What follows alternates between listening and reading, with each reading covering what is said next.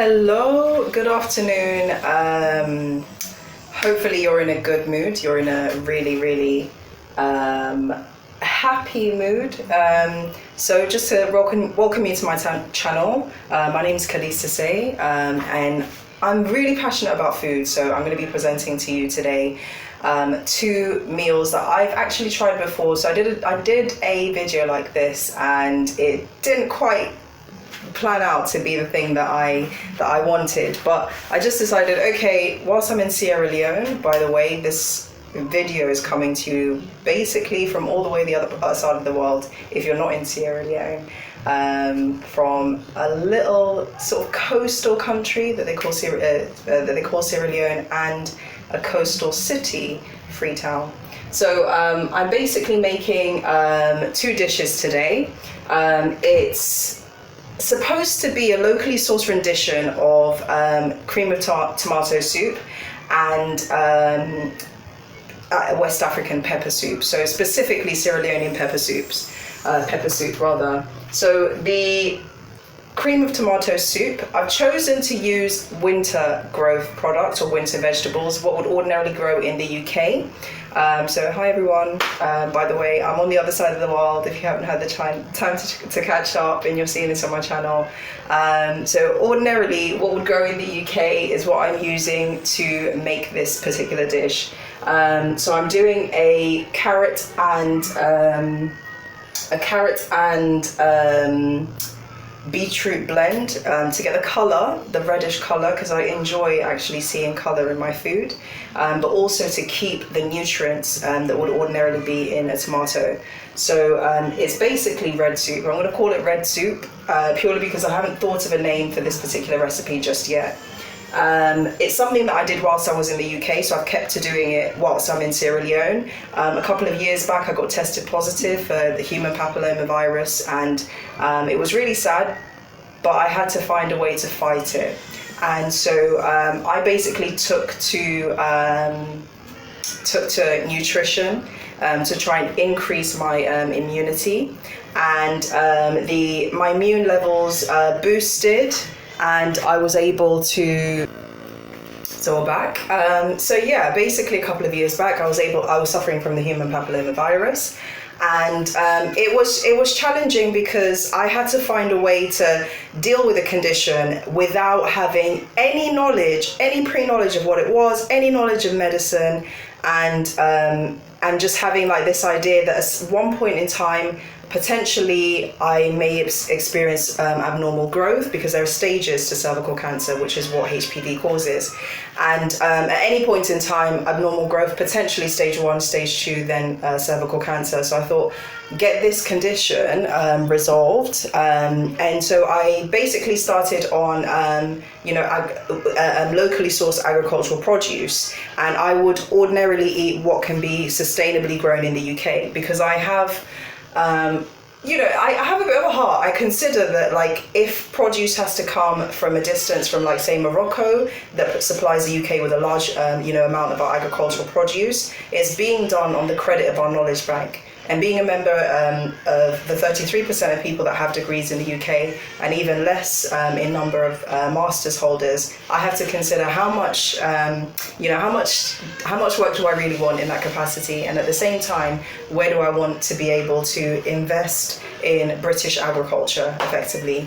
And in terms of job creation, I'd love to be able to give inclusion to countries that, thankfully, we've been able to put together the Conference of Parties on mobilizing financing for developing nations. So you're able to do that once you've decided what it is that your country can reasonably sell. So if it is the case that in any given week our power systems have to decide whether we're going to be supplying energy from the oil that's mined, say, in the North Sea, to factories that manufacture electrical cables, then I have to be able to consider, okay, where am I eating from, so I get these nutritional needs resolved and my health resolved, so that I can then decide on the kind of work I want to do, so that I can then decide on whether it is I want to participate in mobilizing financing for developing nations, and what is it in return that I would want to be able to trade as a British citizen. So I had that thought in mind when I was thinking about how I would resolve, sort of HPV. And then I also am a sufferer of the herpes simplex virus. And I have a lot of health conditions in my family background. So I decided, you know what, let me get into a routine of good nutrition. And I embarked on the journey to study health and nutrition at QLS level 3. So it was a short course. And I got to become familiar with nutrients, minerals, phytochemicals, and all of the goodness that's in certain types of produce, and understanding how that I've done further research and reading, but I've come to understand how that interplays with the condition. Excuse me. Oh, dear Lord, I had a bit of a moment there. Forgive my blooper. So, I had a bit of a situation where I had to kind of figure out what phytochemicals, what nutrients, what minerals actually address the health conditions that I'm a sufferer of. So I get to decide whether it is that I want medication after diagnosis, whether it is I want to focus on nutrition. And for other people that are sufferers of the same condition, they get to be keyed in on what are the sort of foods and nutrients that they could eat for the same periods of time that may support in either prevention from further ill health, or it may support in sort of ceasing the condition altogether, or it may support just sustaining a healthy body. But good news to everyone, I was able to clear the human papillomavirus. I'm no longer a sufferer. I tested negative in 2023. I tested positive in 2022, but negative in 2023. It was a really hard time. I just suffered from that, and then my father passed away, so I was going through depression. So I was like, oh my word, literally, how do I cope with this? But by God's power, if you're a Christian out there, it's been going challenging, but I'm grateful because I learned. So the sauce we're going to make first is, we're going to do the pepper soup afterwards, but the sauce we're going to make first is the cream of tomato soup, or red soup as I'd like to call it. And the thing about red soup is that it's one of those dishes that's like, oh wonderful, the water's boiling. It's one of those dishes that you have to basically get the colour right. And it's really simple. Cream of tomato soup is a really, really simple soup, and so is red soup, so you don't have to be afraid of it. So at the beginning, I might include a photo of what it is that I have, but I've started off with blending the carrot so it comes to a smooth sort of liquidy blend, and you can actually see it there. It's like a liquidy blend, and so the story continues. So I'm basically, unfortunately, having to switch between scenes. So I'm going to start, like I said before, with carrots. So the reason why I'm including carrots is because it's high in a lot of nutrients. So carrots grow all year round in the UK, and you can get it from pretty much every single outlet and shop. So Morrison's, Waitrose, Tesco's, and one of the things that's really good about carrots that can be likened to tomatoes is that it's high in beta-carotene, carotenoid, flavonoids. But I would say be mindful of your carrot intake, because it can lead to a condition that causes the yellowing of the skin.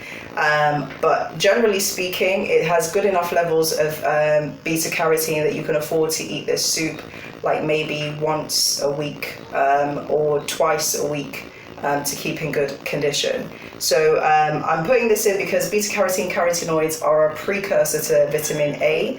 That is a very good very good vitamin for skin. It's good for eyes, so it increases so the function of your the receptors within your eyes where light basically reflects. So it increases and improves vision over time. I wear glasses ordinarily, so I'm actually long-sighted. So I can see really far, quite clearly into the distance, but anything close in front of me is quite difficult to see within a short distance. I'm just not short-sighted. I'm mostly long-sighted. So having this particular dish, I don't know if I can say that it's supported my eyesight, but I'm squinting a little less than I ordinarily would do. I haven't had glasses for several months whilst I've been in Sierra Leone. It's been really, really hard. I've just been forced to go cold turkey. So I'm having to use innovative ways of staying healthy, really. And also correcting aspects of my vision and kind of reducing reliance. I don't know who's taken these glasses, but they're with somewhere. They're somewhere. Always having things stolen. So the next thing that I'm going to be putting in, I've also got a scar, so I'm hoping that all of the nutrients that are precursor to vitamin A will support the healing of the scar. And then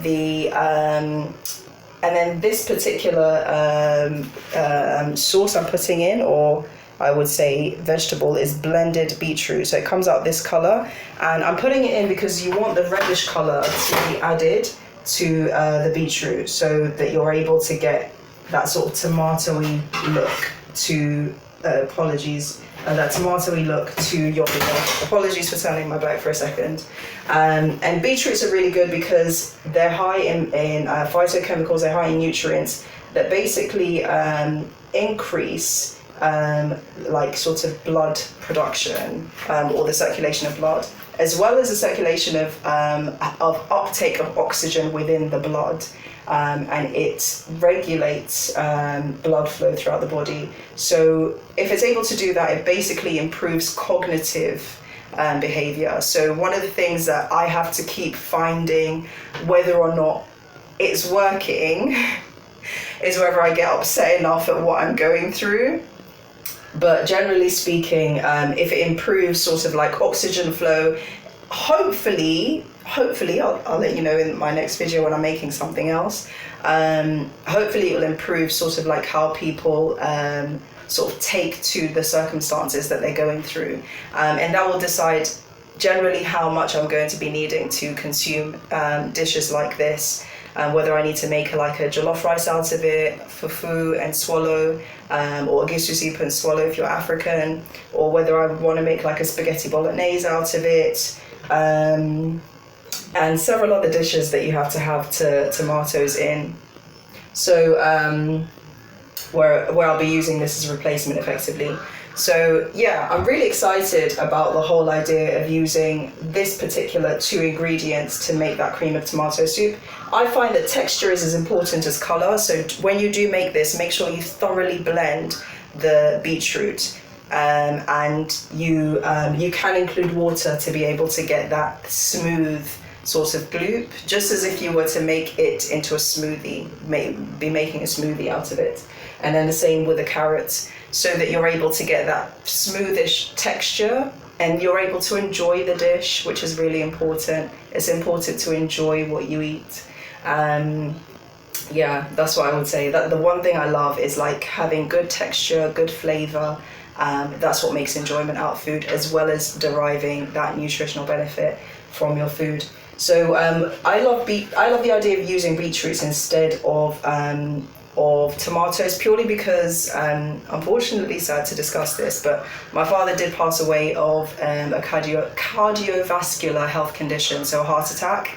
But he had a heart condition prior to. So to prevent, because I'm pretty much a healthy person, I walk the distance between Freetown and London in aeronautical miles from 2022 to 2024, May 2022 to September 2024, because that's when I did my carbon footprint calculation, and I uploaded all of the photos of my journeys that I took on pedometer step counter.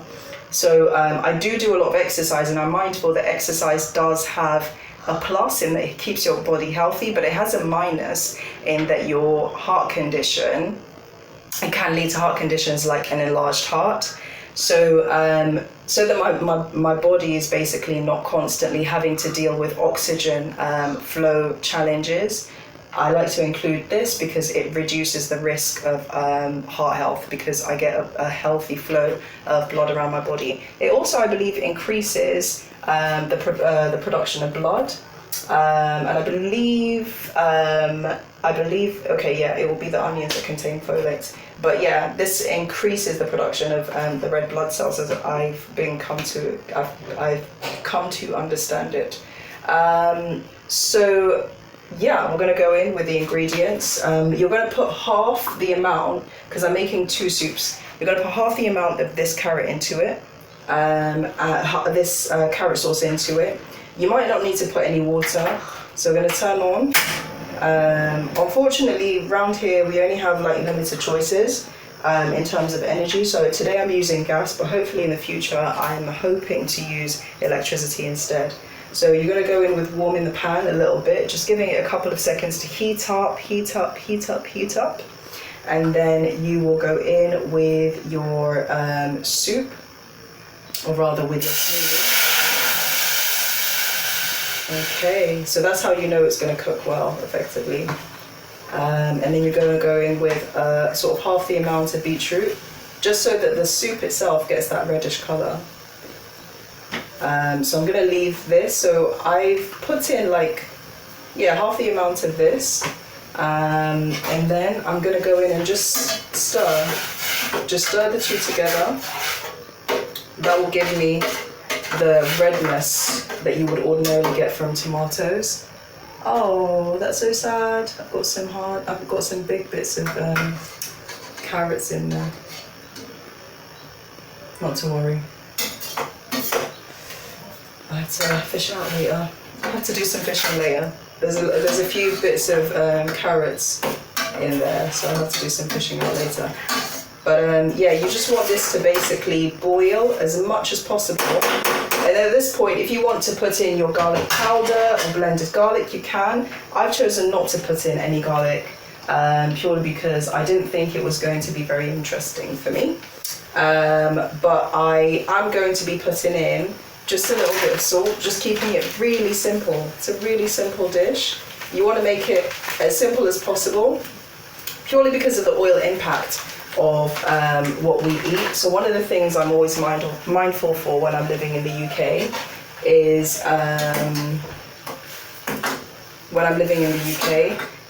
the fact that I will ultimately be consuming. I'm just adding like a pinch of salt. You often have to put like a little bit, but it gets its natural flavour. So don't worry about it. About the flavour and everything. It does have its natural flavour. It's going to boil over and thicken up to a stew, but you'll be able to basically get a good amount into it. So I'm going to bring this camera a little bit closer so that you can see precisely what's going on in the pot. So that's what's going on in the pot at the moment, and we're just waiting for it to boil over completely and back to me apparently. So that's what's going on in the soup at the moment, and I'm just boiling it around.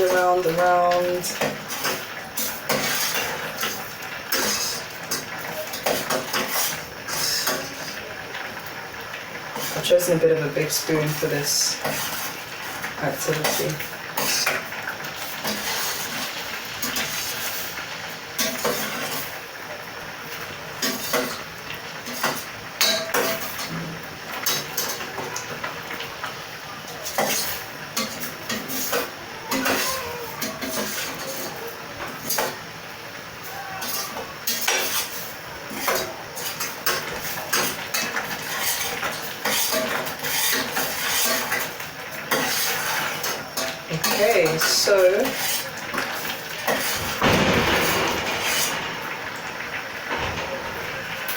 Okay, so we've got that all in, and I think I'm just going to add a little bit of water.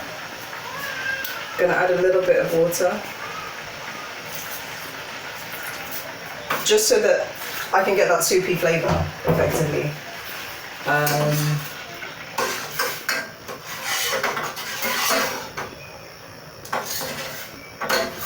So this cream of tomato soup, it will finish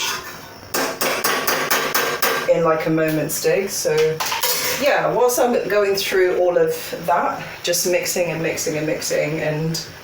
pretty much letting the soup become what it has to. If you see that it's thickening up too much, that it's turning into a stew, just add some water. until you can see that it's loose enough and it's the texture that you want of the soup. Because like I say, texture is as important as flavour. So yeah, it's going to have a different kind of feel to it, but it will have similarity in texture, and it will also have taste, because it depends on what you want to kind of season it with. If you want to put in some Knorr stock cubes, then you can, rather than using plain salt. I've chosen to use Escher low sodium salt, and I've only chosen to do that because sort of the sodium levels in salt will decide the extent to the pace at which blood circulates around the body. So that also decides the pace at which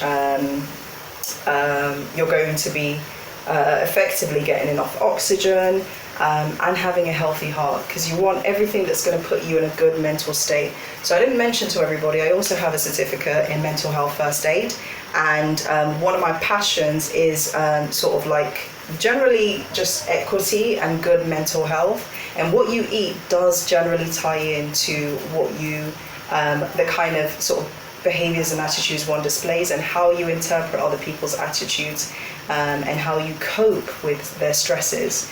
A lot of the times other people won't realize that they're putting you through stress. They won't realize that they're getting you to that point of psychological challenge and hardship. They'll just be going about what it is they regularly do.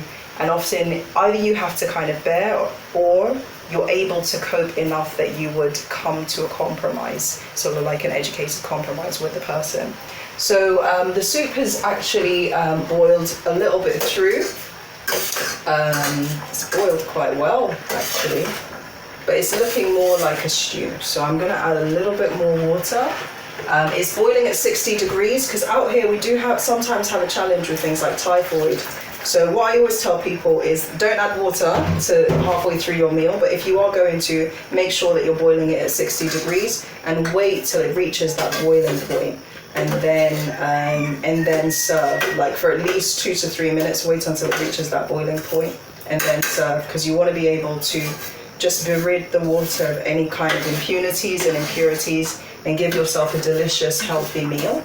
But that's only in Africa. In the UK, we generally don't have those kind of challenges. But I do know, like a couple of years back, there was a case of like E. coli. So it is important to basically watch out for that as well in water streams. And for the same reason, make sure your food is thoroughly cooked at 60 degrees, because generally speaking, nothing survives over 60 degrees heat.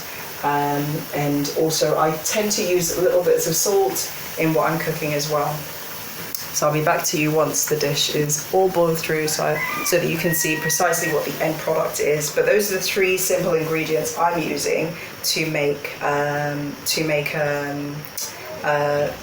red soup, I'll call it, because it's not cream of tomato soup, creamy red soup. So this is basically what it looks like. It is.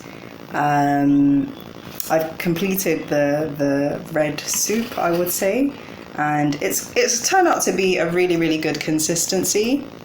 It's turned out to be a really, really good consistency. So this is what's going on in the bowl at the moment. Hopefully you're able to see a little bit better than I can demonstrate there. Nice color. A lovely texture. I'm gonna have a look at like what it tastes like. So this is like what it looks like, which is nice.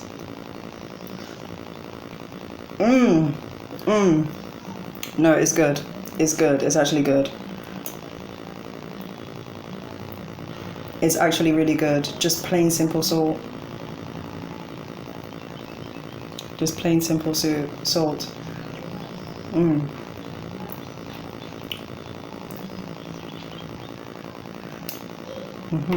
So I've made that for myself.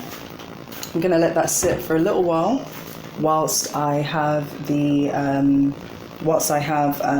make the Sierra Leonean style pepper soup, and then go through with you precisely what the difference is between that and a Nigerian soup as well. So one of the things that I tend to do is to not do a lot of washing. Because I've used the same ingredients, I'm just going to put some water into the pan. And I'm going to use that water. I'm going to use that water to simmer these onions. So that the onions are going to simmer for a little while, and then we should be in a position to be able to get them to soften down. So this is how I make oil-free pepper soup, meat-free pepper soup, because I generally don't like eating meat. So I make oil-free pepper soup this way. I'm just going to have a little bit of this cream of tomato soup because it's so nice. Look at how beautiful that colour is. Look how beautiful the cream of tomato soup colour is. Isn't it beautiful? So yeah, the flavour is actually really lit. It's actually really nice. I can't lie to you. It's such a good soup for colds and flus, and I'm hoping it boosts my immunity as well, because I'm going through a bit of a difficult time with an ear infection. So I'm trying to use as much natural ingredients, but at some point I may have to take a trip to the hospital to go and ask any further treatment. But I think that it might be linked to otitis media caused by a viral infection, because I suffer from the herpes simplex virus. So this particular soup I'm making is generally for the HSV2. Although, if you are a sufferer of HSV2, there is medication like aciclovir that you can take to control. But in terms of your nutrition and your diet, things that boost your immune system will likely leave you less susceptible to a rundown, an immune system rundown, and it will likely support your body to get over a herpes outbreak, as well as managing your stress if it's caused by stress. My herpes outbreaks are caused by hormonal changes. So just before my period, I get a herpes outbreak. So that's a good time for any woman to sort of manage stress levels. How much you have to think about things and go through challenges is as important as how much you have to basically go through, problems and deal with them. Because whatever you're thinking, whatever you're feeling, is what makes you a robust worker and a robust member of a workforce. So generally speaking, you put your health first, you'll be all right. Oh dear Lord, this spoon is really, really hot. So I'm gonna put some cold water. A moment. A bit of a moment. I'm having a bit of a moment. Okay, so yeah, it's much, much colder now. Oh, thank God for that. But I'm going to boil it again, so it should be okay. I'm going to boil this water again, so it should be okay. So we're just going through waiting for these onions to basically come down to a really... The thing I love about onions in terms of nutrition is that it's filled with B6, so it's good for energy. It's good for it's good for providing the body with a nutrient that boosts metabolism. So once you have a high metabolism and you're burning and breaking down starches into sugars, and your body's using those natural sugars from foods, and you're digesting what you need to, your body will have energy. So B6 supports in boosting your metabolism, so your body can function in that manner and give you energy. It improves alertness as well, especially if you're tired. So this is a good meal for boosting attention. I didn't put onions into my last meal, but generally every single meal I try to put onions into it. Some meals I just don't have the opportunity. And how you cook onions is as much as important as how much energy you derive. So when food is cooked, generally speaking, the amount of nutrients and minerals you're able to get out of it, or vitamins, change slightly. So I would say if you're going to cook it, try not to soften the onions until they've disappeared into the pan, because you might not get enough B6 out of it. So it also contains folate, which is good for red blood production, I believe. And it's good for maintaining a healthy heart. So how much blood you have in the body determines how much oxygen you're able to carry around effectively. So if your body's producing enough blood, then you're going to be in for a good healthy heart. And it contains antioxidants that helps your body just basically remove all of the toxins, within your body, as well as helping your things like your liver and your kidney rid itself of toxins, because those are the organs that remove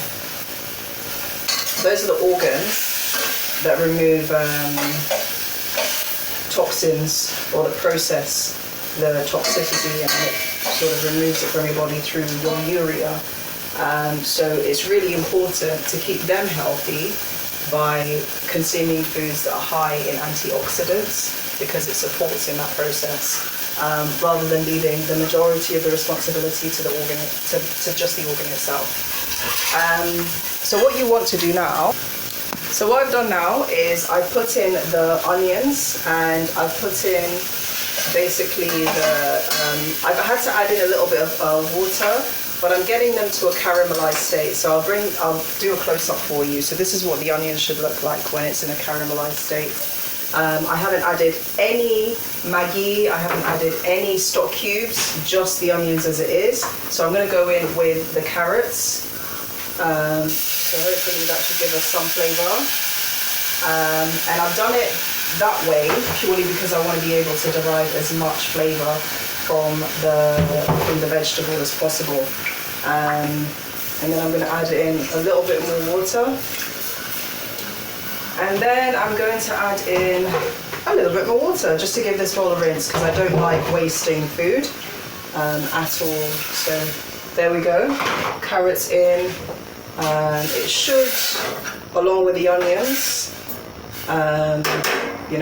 give itself a nice sort of colour. And then I'm going to put in this. Beetroot just for the reddish colour to it.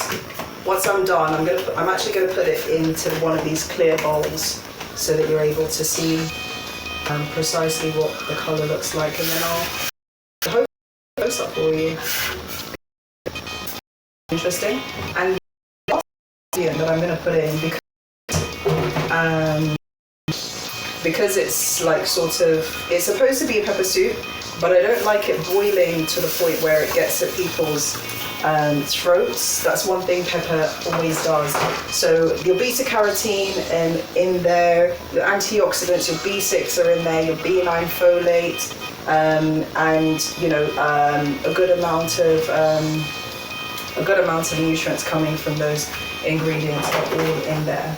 And I'm going to leave these peppers. So these are poblano peppers. They're typically grown in West Africa. I'm going to leave them to the end purely because they're capsicum contain high levels of capsaicin, which is really good at the system. So if you tend to apply oily creams and all of that, it's very good for flushing. Typically, tend to get an amount of crude oil product cosmetics contained in cosmetics, purely because I like the idea of being environmentally conscious. And one of the things that can decide on whether or not we're able to float a certain number of barrels is whether or not I'm moving at pace or consuming oil at pace, and then whether or not I am able to conform my actions effectively. So that I'm not causing a lot of greenhouse gases into the atmosphere, and whether or not, generally speaking, we don't have a lot of leftovers in lubricants or crude oil waste product. So it's really important for me to sort of sustain that kind of healthy, climate conscious routine. So this is done, it's boiling, it's got into a nice reddish colour. And I do that routine. I'm going to add in some blessed pock potatoes, because I want it to boil before I add in the pepper, because the pepper I'd like to have as much of a kick, as much of a sometimes you get some dullness or mildness, so I'd like to have as much of a kick from it as possible. So I'm going to put in the blessed pock potatoes. It's a good source of fibre, which supports in a healthy digestive system. Once your body is healthy in its digestive system, you're able to actually derive the benefits of nutrients like B6 because your body's digesting what it needs to. So it works quite well with onions. And it's also a really good source of like vitamins, like I believe vitamin K, but also vitamin A. It's a good source of vitamin A, so it does support in positive cognitive behavior, because those are like sort of vitamins that you need in order to be able to kind of see the world from a positive view. Don't stress, it's okay. Don't stress, you're gonna be all right. Everything's gonna be a-okay. So this is gonna be my version anyway of sweet potatoes. These are sweet potatoes grown in Sierra Leone. So as you all know, I have a love of sweet potatoes. I've always wanted to be able to export sweet potatoes from Sierra Leone. There are so many different types. The first time I made this soup, I used the reddish coated, and it has like sort of purple veins that run through. It's a really interesting vegetable. Both of them are grown in a part of the country called Potloco. So we also have the veg version, grown in somewhere in a part of the country called Kailahun. So we have different districts throughout Sierra Leone. So the Port of the Locos, that is a district that this particular potato has come from. So when I saw it, I was like, oh, brilliant, I can use, potatoes. But I felt guilty about the idea of buying something just for the sake of eating. I think if anything is going to be bought, it should have at least a productivity, health benefit, and economic benefit. So I decided to share this and include it in this recipe for pepper soup, purely because I know that sort of Conteh-Sesay is like a good district. It does have coffee, and they do farm palm oil, so they're great contributors to Sierra Leone's agricultural economy. But when we're looking at the next COP, Conference of Parties, and how we can mobilize financing, we have to look at ways that we can expand as a country exports of particular agricultural products that are untapped at the moment but grow in excess in the country. And Port Loco and Kailahun are really good sources of this particular vegetation, and it also reduces sort of like the strain of the cultivation of palm oil from different particular types of dishes, for different particular types of dishes, and for soaps, because we generally use it palm oil and palm olive, I think. We generally use it in soaps and whatnot.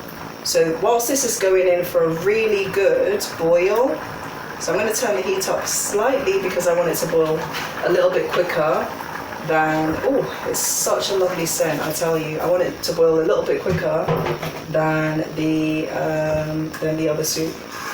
And it's going to come out like really nice and peppery, really stewy, but not too thick. Not too thick, because you don't want your pepper soup to be like a cream of tomato soup. You want it to be a light, watery texture, whereas cream of tomato soup will give you like this thick, somewhat gloopy texture. You're supposed to have a thick, gloopy texture to your cream of tomato soup, and that's when you know you've got a good cream of tomato soup. And that's when you know you've got a good red soup, because that's what I'm going to call this. I just can't stop eating this, honestly. And if you do want to eat a little bit more, you can put a bit of lemon into it as well,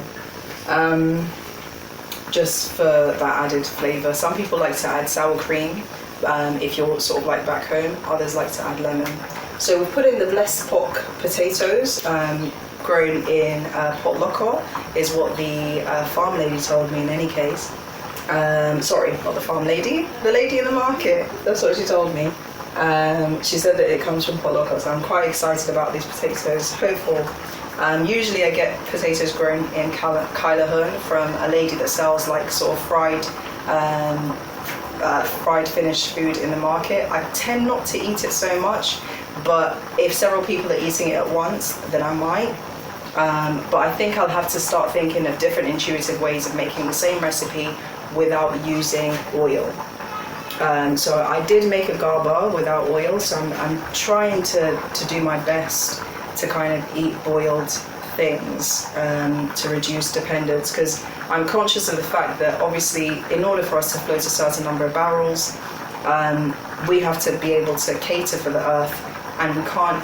In some countries like the US, they have a large amount of space. Russia, China, we can't generally be putting this ingredients into storage units or onto agricultural and open spaces, because it will compromise the ecosystem and the earth. So ultimately, we still come back to the same challenge of regulating general oil consumption and at the same time putting good health first.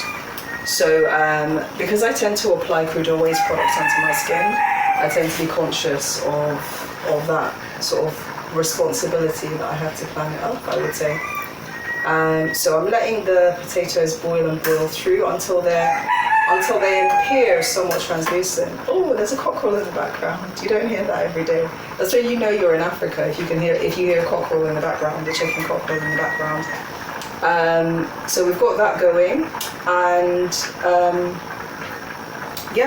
I'm just generally chit-chatting about different experiences and different things that have been going on in life and what I love to do in terms of climate change. So I did post up a couple of weeks back, my climate impact, and I'm doing this mostly because, generally speaking, like I said at the beginning, I have to be able to decide, once I've sorted out what I'm going to be eating, and I've got a good amount of energy, where I'm going to work. And if it is the case that the UK has signed a conference of parties on mobilising finance for developing nations, I'm probably going to enjoy the idea of being able to, during the winters, only when we can't grow certain types of potatoes, and for certain health categories like people that are confirmed type 1 or type 2 diabetes, having imports of certain types of produce like sweet potatoes, because it provides fibre and also regulates blood sugar levels.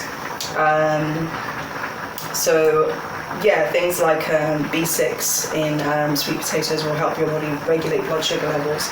And it also helps regulate moods as well. When you're low in blood sugar, you'll tend to find that your mood changes and it's difficult to deal with certain circumstances.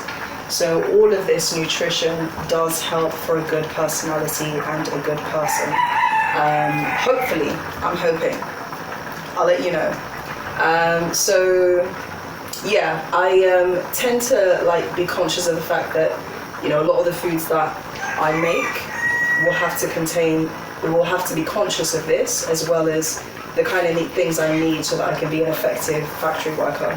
And the equivalent for the average British citizen, effectively, that has to decide where it wants to sell its service. So being that average British citizen, I'm thinking, okay, making cables isn't such a bad idea. I don't mind moving from an office job 3 days a week to work in because I worked for Amazon and I worked for Wincanton in logistics, so I don't mind doing sort of laborious works, given that I have the physical capacity to be able to walk something like 10 miles a day when I worked in those capacities.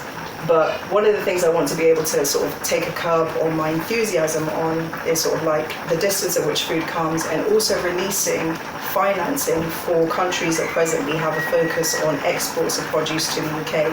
I don't think it's fair to put pressure on a country like, say, the Netherlands or Poland or Morocco, where we generally get a lot of our tomatoes from, for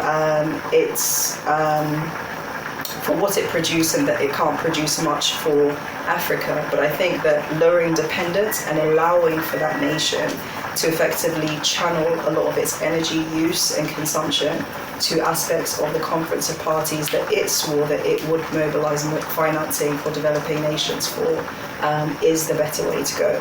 So I will do my best to curb my enthusiasm, because I'm the person responsible amongst many other people, 69 million other people doing that. So I'm having this conversation with you as much as I'm having it with myself. Trust me, it's going to be a difficult journey, everyone, but we'll get there.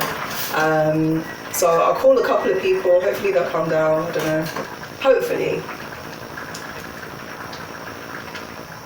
Yeah, so the potatoes are starting to get, a little bit softer. The onions are in there. The peppers and the salt are going to go in last, purely because it tends to choke up the whole room if you put peppers in. So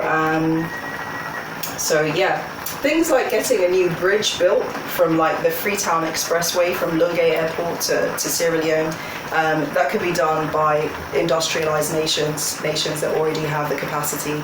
And things like, what other countries, what other projects? So like Bumbana 2, like getting through that phase as quickly as possible.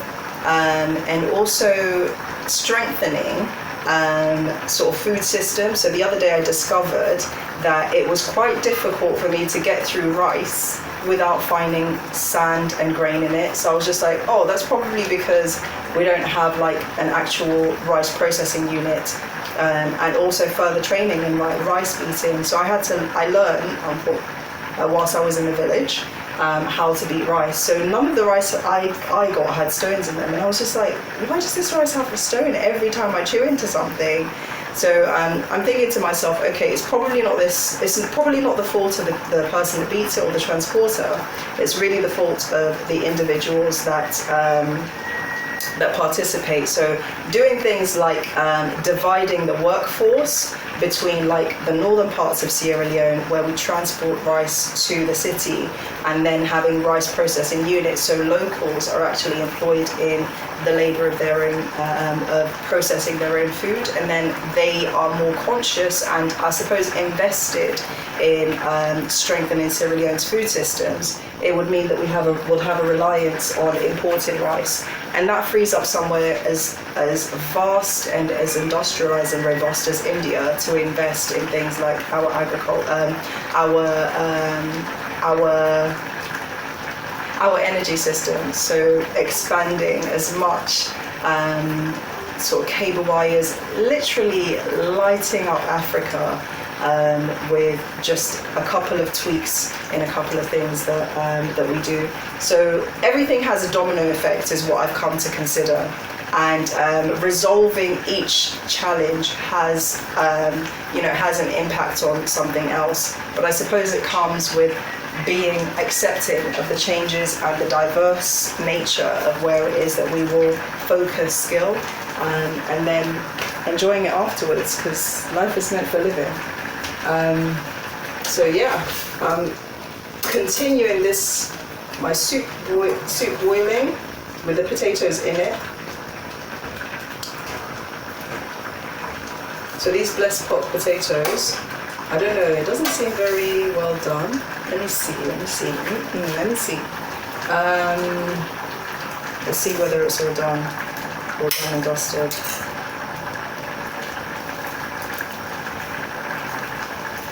Oh, okay.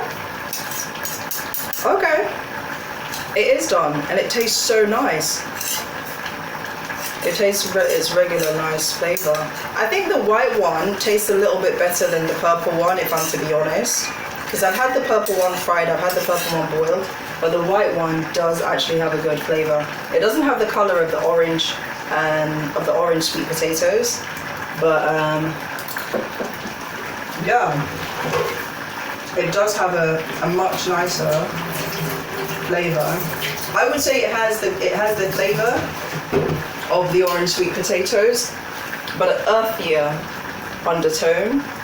An earthier undertone and texture, but it does taste a little bit better than the purple potatoes, the purple version. So we're going to go in now with the pepper, and this is the poblano peppers that are grown in West Africa. I'm just going to give it a bit of a turnaround because I want all of these seeds to pick up. And this is really good for your digestive system, aside from all of the things that I've told everyone about capsaicin and the positive impacts that it has on herpes type 2 sufferers. So if you're going through constipation, which I've had before, by the way, and it also led to like sort of anal bleeding and stuff, just try and give yourself a little bit of a pepper soup, and you hopefully should be able to clear that constipation right out. As well as if you're going through herpes simplex virus type 2 outbreak. I'm just putting in some water there so that if you're going through a HSV2 outbreak, it gives you the opportunity. I'm putting in some salt after I've put in the pepper.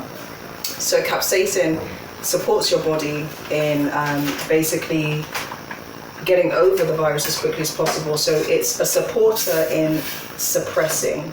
So it will support your, if you're taking things like acyclovir, but if you're not taking it, it should hopefully speed up the pace at which your body is able to use its immune system, your immune system, to boost your immunity, and then hopefully it will coil the virus back into the lower part of your spine so that it goes back into dormant mode.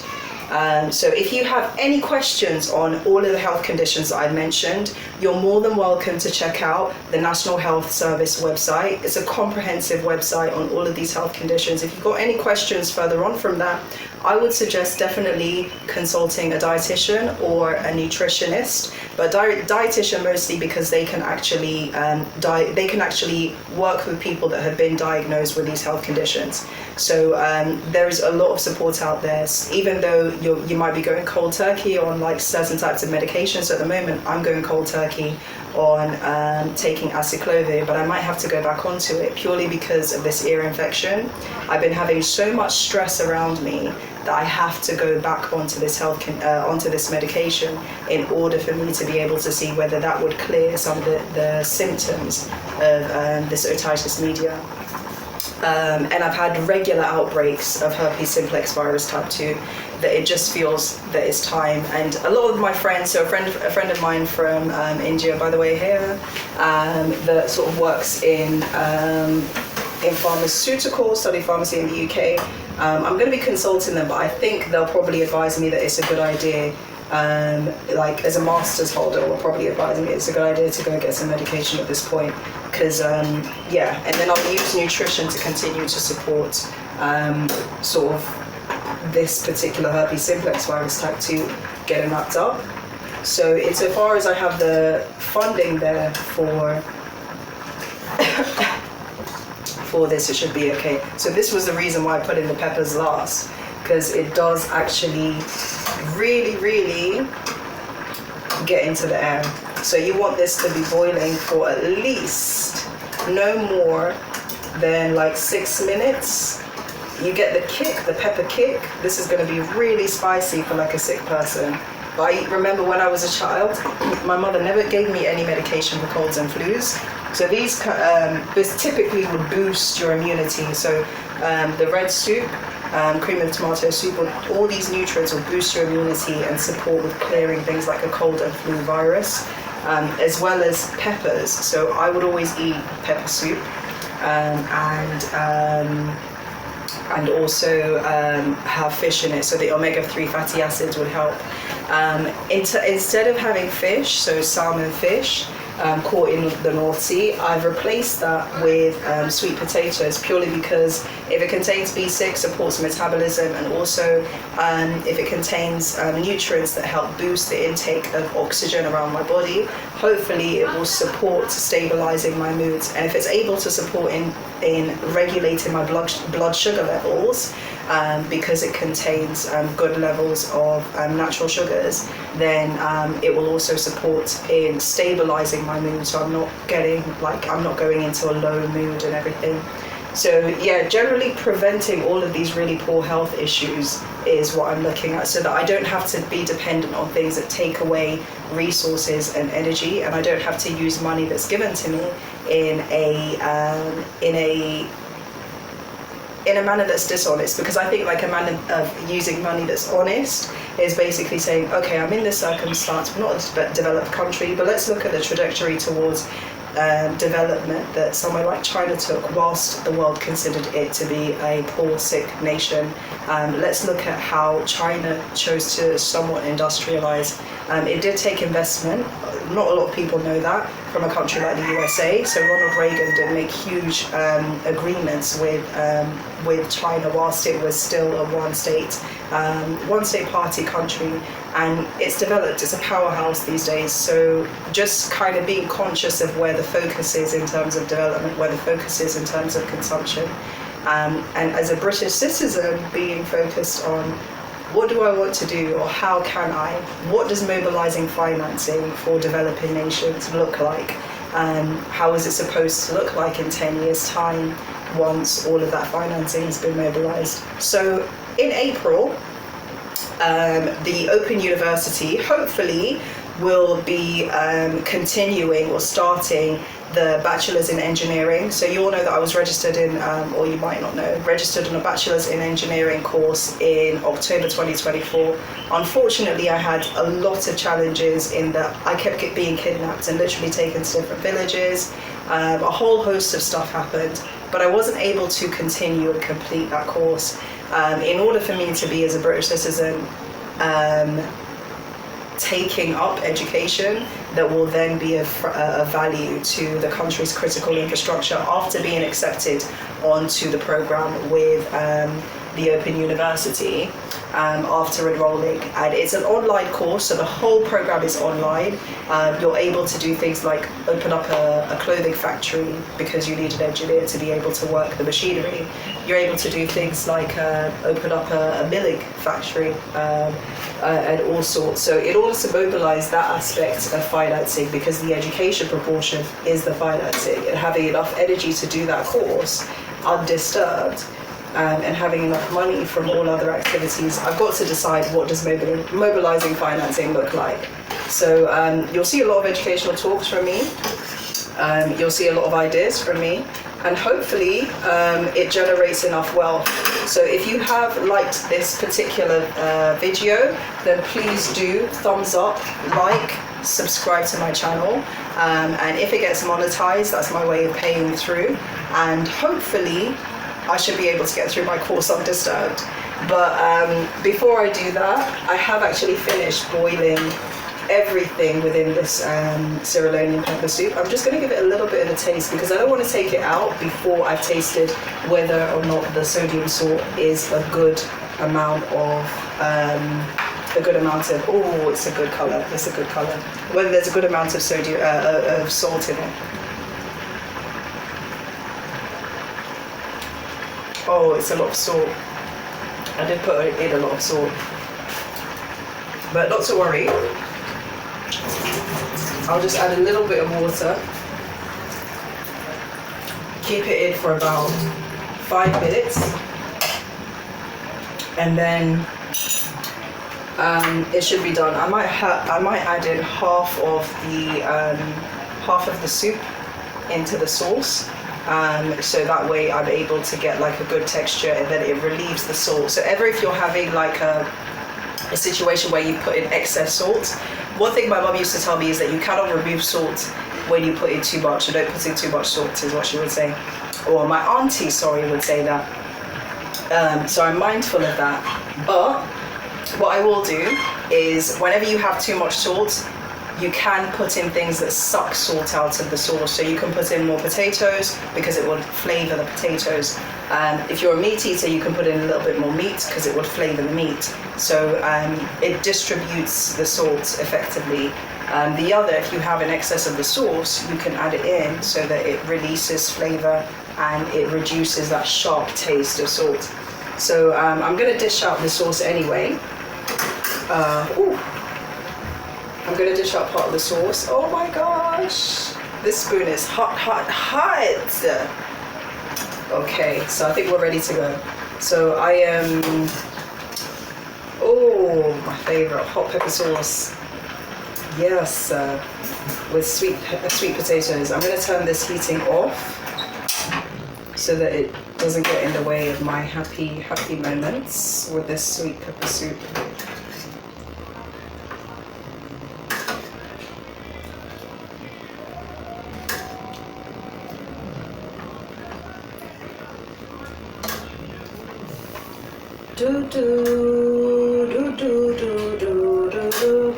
I put in two sweet potatoes, and I'm going to give this spoon a bit of a rinse with the same water. So it was at boiling point, so that's why you saw me leave the water in that I poured last for a couple of minutes. But this is the texture. This is what the sweet potatoes look like, and the pepper soup. So you'll be able to see sort of what texture and everything it is. It's so delish. Honestly, the way that this is steaming there's enjoyment for life. So I'm actually really happy with how it's turned out. The colour, everything. The only thing that I would say is that, let me taste the salt a little bit. Yeah, it's got a bit more salt than it should. So I might